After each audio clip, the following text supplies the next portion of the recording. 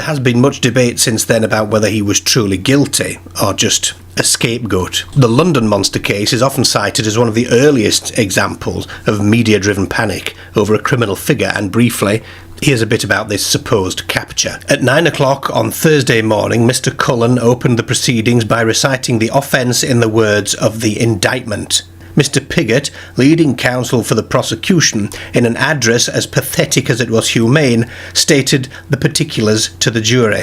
Miss Anne Porter was then called in and examined. She had been on the 18th of January, the Queen's birthday, at the ballroom St. James. Her Majesty retired rather sooner than usual, and her party did not think it necessary to wait for her father, who was to meet and escort them home at 12 o'clock. She was in company with Mrs. Meal and Sarah, her second sister.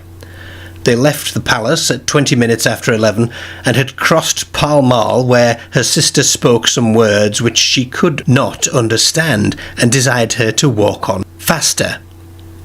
They hastened homeward with all expedition, and her sister ran up the steps to knock at the door, and Mrs. Meal followed, and she remained at the bottom of the steps, waiting for the door to be opened. A man at that instant seized her and struck her a most violent blow on the hip. She turned around and immediately recognised the prisoner.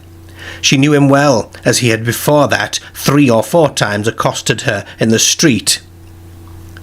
The jury in 1 minute found the prisoner guilty. Mr. Justice Buller then said, as the case was new, he should take the opinion of the judges upon the point of law. He then ordered judgment to be arrested, and the recognizances of all those who are bound to prosecute to be respited until next December sessions, in order that the opinions of the judges might be obtained. The trial lasted upwards of 8 hours, and the court was more crowded than ever was known.